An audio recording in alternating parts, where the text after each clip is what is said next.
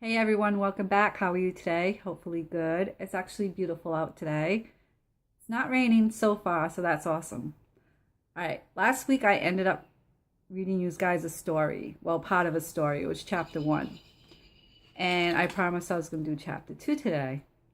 So, as you can tell, this video is going to be about chapter two. I might even do chapter three, I'm not sure. And it was the new house, to try to refresh your memories and everything. And we left off at, let's see. We left off at Cameron said the last time I saw her was 20 minutes ago. She was outside playing with her doll, talking about some girl in the window wanting to play with her. Wait, what? I said, concerned. She didn't move because she was saying you didn't want her to go upstairs. Well, where is she now? I questioned Cameron. That's when we all heard a scream from upstairs. I never ran so fast in my life to go see what happened. So that was like the ending of it. So now I'm going to go into chapter two. I just wanted to refresh your memories a little bit because you'll probably be like, what is she talking about, I will have the other one linked down below. That way, if you want to refresh it more, you can go there. And like I said, I might do chapter 3 today, too.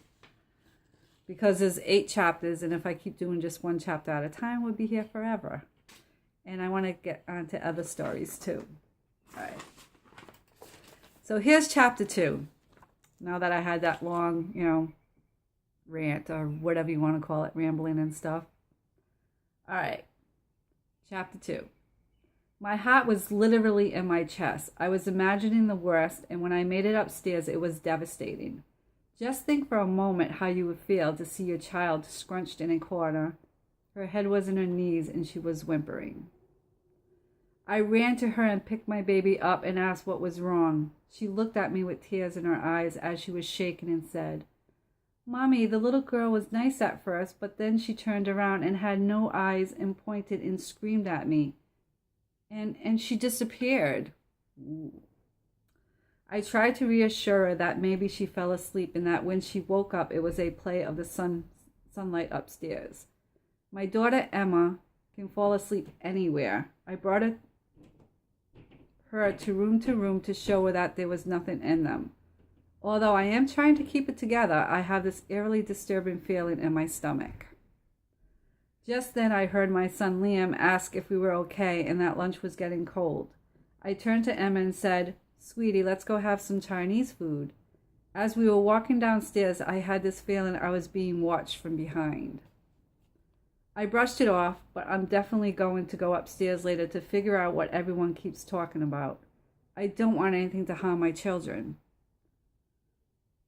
After we finished our lunch and Emma calmed down, we continued to unpack. I tried getting her to go play with her older brother, but she wouldn't leave my side. So I handed her little things so she didn't feel like she wasn't doing nothing. Emma was happy that she got to help out. When it got closer to dinner, I told them that we were all done for the day and we will continue tomorrow. I thanked everyone that was helping us out and told them that we will continue in the morning. When the kids were settled around the kitchen table, Paul asked, Mom, can we watch a movie tonight? As long as we get the TV set up, I don't see why not. We can all have a little sleepover in the living room. I'm trying to help Emma to not be scared of the house, which is understandable, All right. Yeah, I have papers over here, so. And I actually thought it was better on paper than it was on, Let's see. All right. Paul and Emma's eyes lit up with excitement. Cameron, Liam, and Andrea, on the other hand, gave me a look. I whispered to Cameron, do it for them. We need a little more family time anyways. You three are always out or too busy on your phones. We all finished eating. The little ones were told to go set up where they were sleeping. I asked Cameron to go set up the TV because he knew how to, and hold little Paul and Andrea to go find more and told little Paul and Andrea to go find more blankets. I finished the dishes quickly and cleaned up the kitchen. It took me like 20 minutes. By the time I was finished, the living room was all set. All the kids were there. Emma and Paul was in a little blanket fort on the floor. The other kids were on the couches. I went over to the box with all the movies and picked out a family movie for us all to watch. Told everyone if they had to do anything, now would be the time. Before the movie starts, because I wasn't pausing it. Now it was time to relax. I took my spot between Emma and Paul and the movie started. All right, I'm going to do chapter 3 because, it's kind of short and, I'm going to make this a little bit long and interesting and everything. So chapter 3, guys. As we started to watch the movie, I noticed Emma started to relax a little bit. That made me so happy. As we got into the movie, I looked at everyone and noticed that maybe this wasn't such a bad idea. But for some odd reason, in the back of my mind, I still had doubts.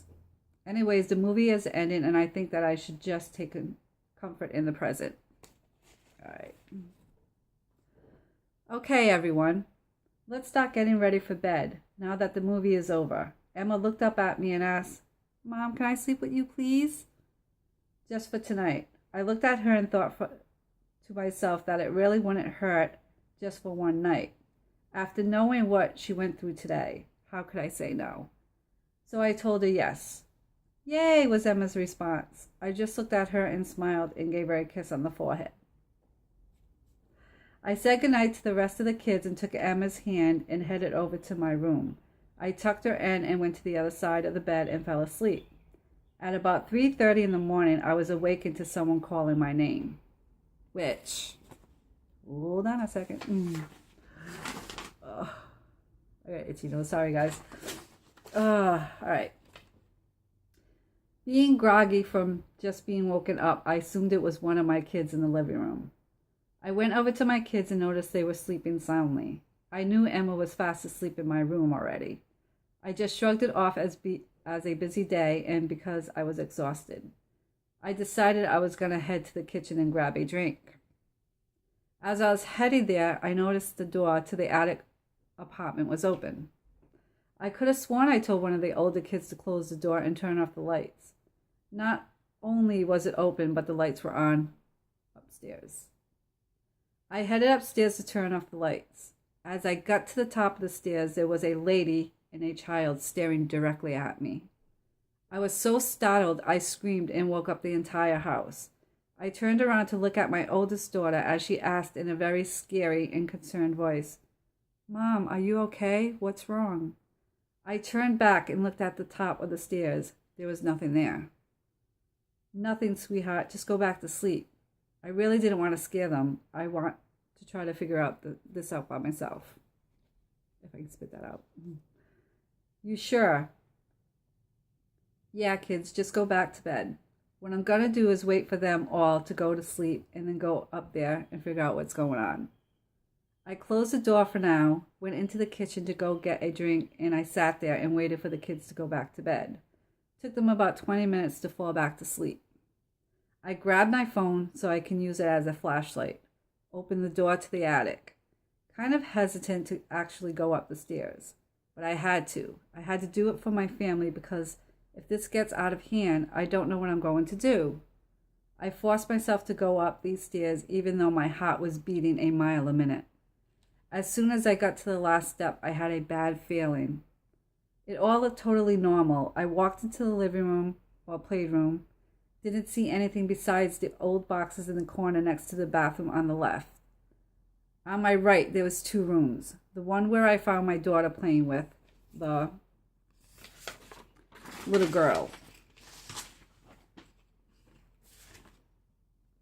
Nothing in there, so I shut off the light and headed towards the other room. There was just something about this room. I didn't feel comfortable being in here at all. The way the room was set up was you walked in and there was a big empty space. The ceiling slanted a bit because we were in the attic. To the right, there was a narrow part of the room that's dark. Honestly, the creepiest part of the room. I went to go look down there to see if I can find anything. I found Emma's doll on the floor. Thought it was weird because I didn't see Emma come into this room at all. There was something off about it. I picked it up and its eyes were crossed off with black marker. You want to play? A voice said that I never heard before. I turned around and the same girl that I saw on The top of the steps with the lady was standing in the middle of the room. I started to walk towards her, but she started to walk away out of the room.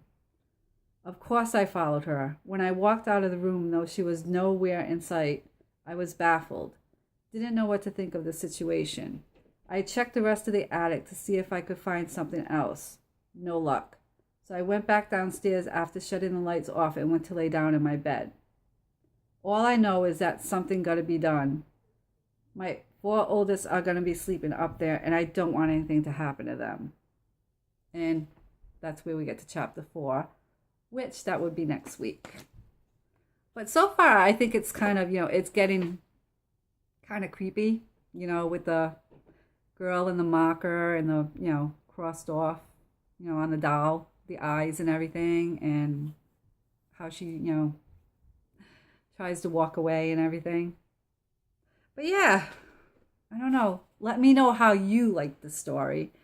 And if you want more of this, please let me know about that too. Well, you're definitely going to get more. I mean, that kind of contradicts everything, but yeah. Chapter 4, wait, is it chapter 4? Yeah, chapter 4 next week, because I did 2 and 3 today. And like I said, let me know how you like this, because I will definitely be doing more stories after I finish this one. Like I said, there's 8 chapters to this, so if not, probably more, because I think they're doing more.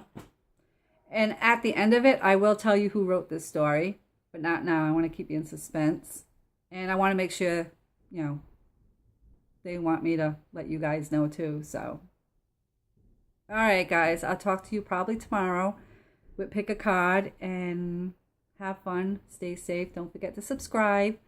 And don't forget to hit the notification button or you're not going to get notified. And I'll talk to you tomorrow. Bye, guys. Mwah. Keep smiling. Stay safe.